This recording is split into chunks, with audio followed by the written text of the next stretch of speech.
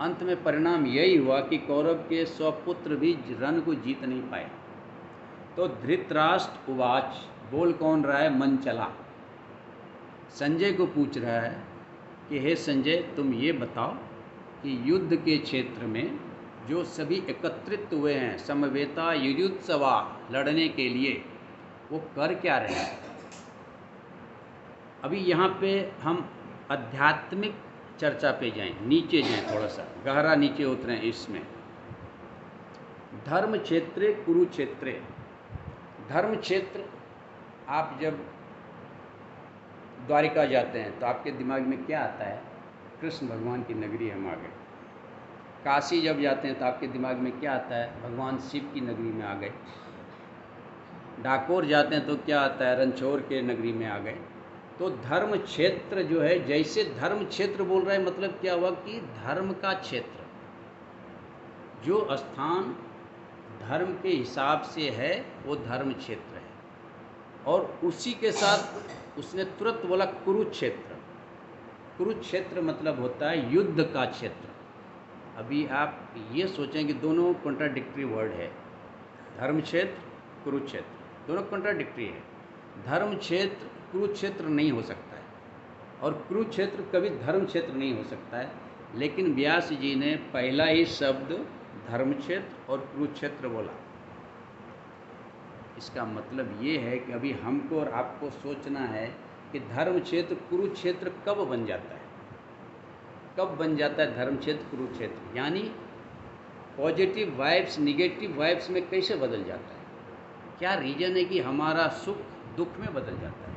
क्या रीज़न है कि सब कुछ प्राप्त होने के बाद भी हम अशांत रहते हैं। क्या रीज़न है कि हमारे पास धन दौलत पैसा बच्चे सब कुछ सेटल्ड है, फिर भी हमको शांति नहीं है। क्या रीज़न है। हमारा धर्म क्षेत्र कुरुक्षेत्र में कैसे बदल जाता है। धर्म क्षेत्र मतलब हमारा ये शरीर जो है धर्म क्षेत्र है। ये शरीर 24 अवयव से बना है। जब हम आगे बढ़ेंगे तो शरीर के बारे में बताएंगे। शरीर में 24 अवयव हैं जिसे हम कार्य क्षेत्र बोलते हैं। 5 ज्ञान इंद्रियाँ, 5 कर्म इंद्रियाँ, 5 तत्व। उसको मैं डिस्क्राइब नहीं करूँगा, नहीं तो समय ख़त्म हो जाएगा। जब आगे आएंगे करीब 7वां अध्याय 8वां अध्याय में तो हम इसको बात करेंगे। तो हम इस सिर्फ बता रहा हूँ 24 कौन कौन है। 5 ज्ञान इंद्रियाँ, 5 कर्म इंद्रियाँ, 5 तत्व जल थल पावक गगन समीरा, पंच तत्व या रचित शरीरा, ये 15 हो गए। 5 उसके इंद्रिय के विषय, शब्द स्पर्श रस रूप गंध, ये 5 तो 20 हो गए। मन बुद्धि अहंकार चित्त, ये 24 हो गए।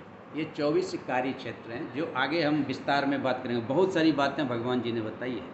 और भगवान जी ने श्रीमद् भगवद गीता में शरीर और धन पे जोर नहीं दिया है, ना ही आर्थिक कोई बातें किया उन्होंने, ना फाइनेंशियल कुछ बातें की है। 2-4 श्लोक है जो हम बात करेंगे। और शरीर पे भी उन्होंने बहुत कम योग, सिर्फ ध्यान योग में आप देखेंगे तो थोड़ा सा कैसे ध्यान करना चाहिए, कैसे प्राणायाम करना चाहिए, बहुत कम भगवान जी ने बातें की है। भगवान जी ने बात सिर्फ किस पे किया, मन पे और बुद्धि पे। मन को कैसे कंट्रोल किया जाए। मन चंचला कृष्ण, अर्जुन भगवान को बोल रहे कि मन बहुत चंचल है, प्रमादी है।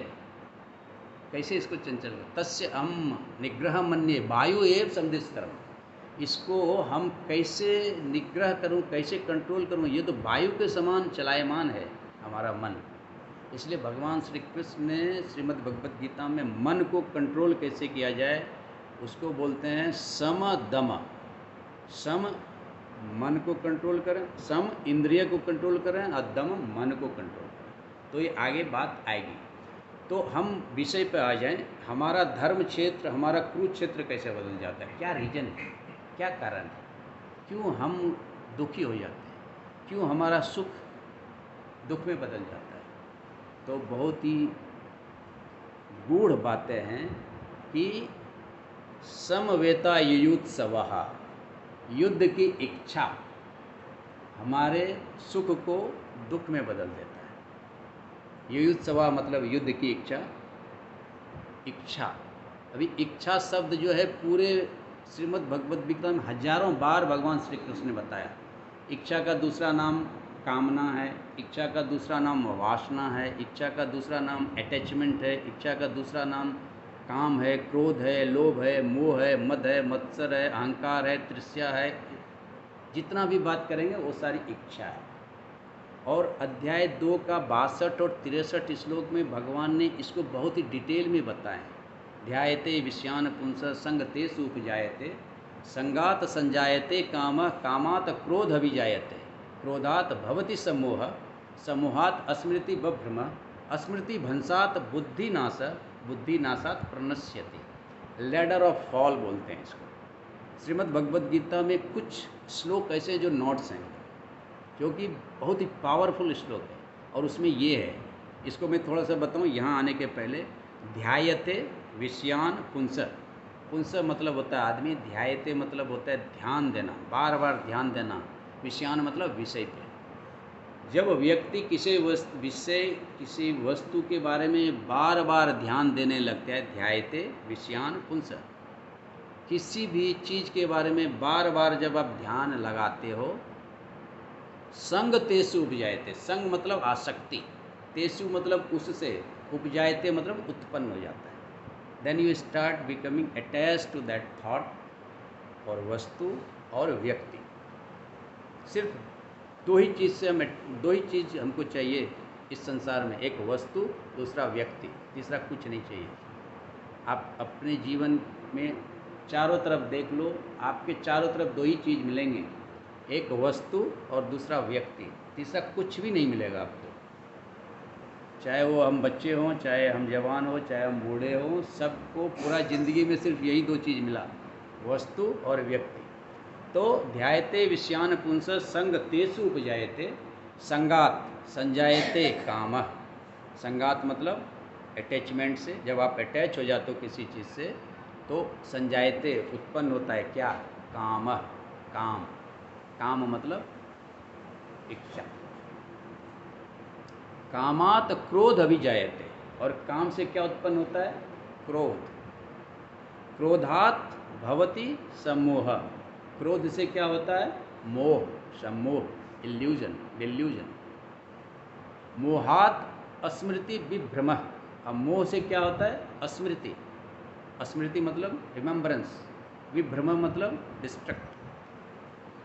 जब सम्मोहन आ जाता है, डिल्यूजन आ जाता है, इल्यूजन आ जाता है, तो हमारी बुद्धि, हमारा जो स्मृति है, हमारा रिमेम्बरेंस जो है वो खत्म होने लगता है, कमज़ोर होने लगता है। स्मृति भंसात, जब स्मृति विध्वंस हो जाता है, कमज़ोर हो जाता है, बुद्धि नाशः, तो फिर आपका इंटेलेक्ट जो है वो कमज़ोर होने लगता है। और बुद्धि नाशात प्रणश्यति, और जब बुद्धि नाश हो जाता है तो नाश हो जाता है, प्रणश्यति मतलब नाश हो जाता है। ये लैडर ऑफ फॉल है। स्पिरिचुअल जर्नी में अगर लैडर ऑफ फॉल का वर्णन है तो श्रीमद् भगवद गीता अध्याय 2 62 नंबर का श्लोक और 63 नंबर का श्लोक। ध्यान से आसक्ति, आसक्ति से काम, काम से क्रोध, क्रोध से लोभ, लोभ से मोह, मोह से स्मृति विभ्रम, स्मृति विभ्रम से बुद्धिनाश, बुद्धिनाश से प्रणश्यति।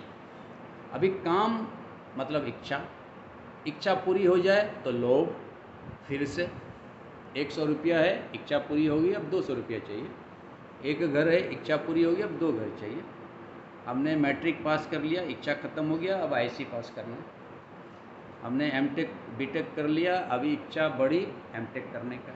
सो लोभ, लोभ मतलब जो चीज़ है और चाहिए, अगर नहीं पूरी हुई तो क्रोध, अगर जो चीज़ हमको चाहिए वो नहीं मिला हमको तो एंगर। और क्रोध और लोभ मिलके मोह, मोहात, मोह मतलब इल्यूजन एंड डिल्यूजन, इंग्लिश में बोलते हैं।